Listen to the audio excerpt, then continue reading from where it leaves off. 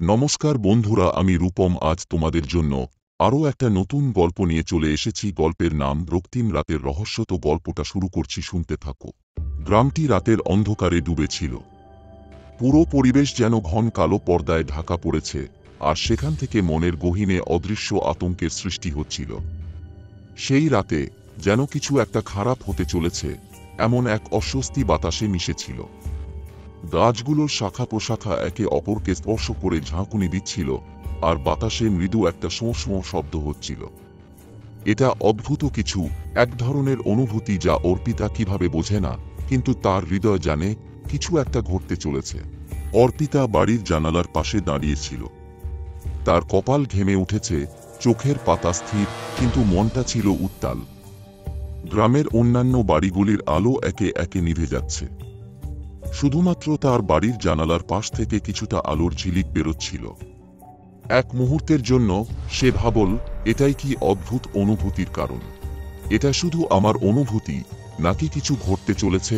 অর্পিতা মনে মনে বলল, অস্থির হয়ে। তারপর সেঁধিয়ে গেল ঘরের ভেতরে, কিন্তু তার শরীরের রন্ধ্রে রন্ধ্রে শিহরণ চলছিল। ততক্ষণে রাত গভীর হয়ে এসেছে। সিলিং থেকে ঝুলতে থাকা বাতিটি কিছুটা ঝিমঝিম করছিল, যেন অন্য কোনো অস্বাভাবিক শক্তি তাকে নাড়াচ্ছে। অর্পিতা ঘরটাতে একবার চক্কর দিল, কিন্তু কিছুই দেখা গেল না। হঠাৎ দরজার বাইরে শব্দ এলো। প্রথমে মনে হলো কোনো পাখি শাখায় ঠোকরাচ্ছে, বা হয়তো বাতাসের জোরে গাছপালার শোঁ শোঁ শব্দ হচ্ছে। কিন্তু তারপর তা একটুও স্বাভাবিক মনে হলো না। শব্দটা ছিল মানুষের পদক্ষেপের মতো। অর্পিতা ঝপ করে দরজার দিকে এগিয়ে গেল। বাইরে অন্ধকার, তবে দূরে কোনো একটা ছায়া নড়ে উঠল। সে এক মুহূর্ত দাঁড়িয়ে রইল, কিন্তু তখনই তার ছোট ভাই রিন চিৎকার করে উঠল, অর্পিতা, আমাকে উদ্ধার করো। অর্পিতা তার ভাইকে দেখে তাড়াতাড়ি ছুটে গিয়ে তাকে ভেতরে টেনে নিয়ে এলো। রিন দিশেহারা, আতঙ্কিত, কাঁপতে কাঁপতে বলল, ওটা ছিল।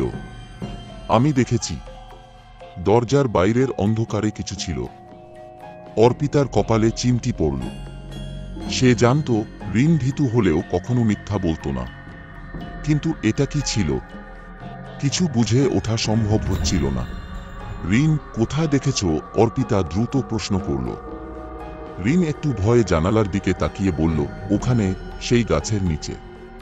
যেন একটা মৌমাছির মতো আলো জ্বলছিল, আর আমি দেখলাম কিছু একটা হেঁটে আসছে। অর্পিতা চুপচাপ দাঁড়িয়েছিল, কিন্তু রিনের কথা শুনে সে ভিতরে ভিতরে খুব ভয় পেয়েছিল।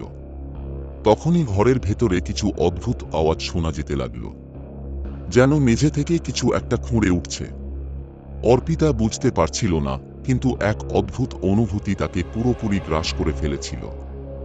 ঘরের কোণে থাকা পুরনো আয়নাটি, যা তার মায়ের থেকে পেয়েছিল, হঠাৎ তুমুলভাবে শোচনীয়ভাবে ঝনঝনিয়ে উঠল। এক মুহূর্তের জন্য আয়নাটি যেন তড়িঘড়ি ভেঙে পড়ে। না, না, অর্পিতা চিৎকার করে উঠল, কিন্তু তার কণ্ঠে কোনো শক্তি ছিল না। পুরো ঘরের মধ্যে কাঁচের টুকরোগুলো ছড়িয়ে পড়েছিল। রিন চেঁচিয়ে উঠল, অর্পিতা, কিছু একটা আছে। তোমার মায়ের পুরনো আয়না। এটা ভাঙা মানে কিছু খারাপ ঘটবে। অর্পিতা কিছু বুঝে উঠতে না পেরে জানালার দিকে ছুটে গেল। জানালার বাইরে যে ঝলক দেখেছিল তা কোথাও ছিল না, তবে গাছগুলোর তলা থেকে দূরে কোথাও একটা কালো রূপ দেখা যাচ্ছিল। তারপর আচমকা ঘরের আলো নিভে গেল। কেবলই অন্ধকার। অর্পিতা যেন নিজের দমবন্ধ হয়ে আসা শ্বাস টেনে নিয়ে ভয়ে অস্থির হয়ে পড়ে। সে আর কিছু ভাবতে পারছিল না। হঠাৎ মনে পড়ল, তার মা তাকে একবার বলেছিল, যত রাত গভীর হবে ততই অশুভ শক্তি বাড়িয়ে তুলবে। তোমার জানালায় যদি একদিন অদ্ভুত আলোর ঝলক পড়ে, জানবে কিছু একটা ঘটতে চলেছে। তুমি সেই রাতের সাক্ষী হতে পারো। তবে কি তার মা সত্যি কোনো অশুভ শক্তির ব্যাপারে পূর্বাভাস দিয়েছিলেন? হঠাৎ ঘরটায় উজ্জ্বল আলো জ্বলে উঠল।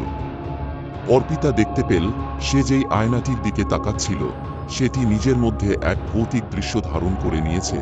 অদ্ভুত সব ছায়া মিছিলে একে একে ভেসে উঠছিল। তার সামনে একটা অদৃশ্য শক্তি নিজের সারা দেহে ছড়িয়ে পড়ল, অর্পিতাকে আর তার ভাইকে সবকিছু জানিয়ে দেয়, এই রাত কোনো সাধারণ রাত নয়। বরং এক ভয়ঙ্কর রহস্যের অংশ। আলোটা আরও উজ্জ্বল হতে থাকে এবং অর্পিতার চোখের সামনে একটি অদ্ভুত দৃশ্য ফুটে ওঠে।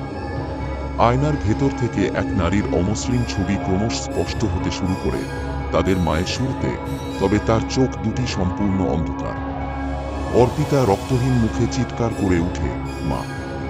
হঠাৎ সেই নারীর কণ্ঠ ভেসে আসে, তোমরা ফিরে এসেছ, তবে ফিরতে পারবেন না। এটি ছিল তার মায়ের ভেতরের কোন অশুভ শক্তির চিৎকার। অর্পিতা এবং রিন চিৎকার করে উঠল। ঘরটা একেবারে ঘূর্ণিত হয়ে উঠল, বাতাসে কোনো অদৃশ্য শক্তি দোলনা তুলছিল। ঠিক তখনই ঘরের দেয়ালে নানা অদ্ভুত চিত্র ভেসে উঠতে লাগল, পুরনো সময়ের কিছু ভয়ঙ্কর দৃশ্য, যেখানে তাদের মা এক রহস্যময় শক্তির সাথে লড়াই করছিল। এখন অর্পিতা বুঝতে পারল, তার মায়ের জীবন থেকে সেই অশুভ শক্তি কখনোই চলে যায়নি। এটা এখন তার দায়িত্ব, তাকে সেই শক্তির বিরুদ্ধে লড়াই করতে হবে। তাদের কাছে সময় কম ছিল, কিন্তু অর্পিতা জানত, একমাত্র নিজেকে সেই শক্তির বিরুদ্ধে দাঁড় করানোই তাদের বাঁচানোর একমাত্র উপায়। সে নিজেকে দৃঢ় করল এবং রিনকে বলল, ভয় পাবি না, আমরা একসঙ্গে থাকব। আলো আরও তীব্র হতে থাকে এবং গল্পের শেষ দৃশ্যে অর্পিতা আর রিন একে অপরকে শক্ত করে ধরেছিল, সেই অদৃশ্য শক্তির বিরুদ্ধে যুদ্ধ করার জন্য প্রস্তুত। কিভাবে তারা জিতবে বা হারবে তা বোধহয় কখনোই জানা যাবে না, কিন্তু সেই রাতে তারা জানত, হার না মানা আত্মবিশ্বাস তাদের পথ দেখাবে।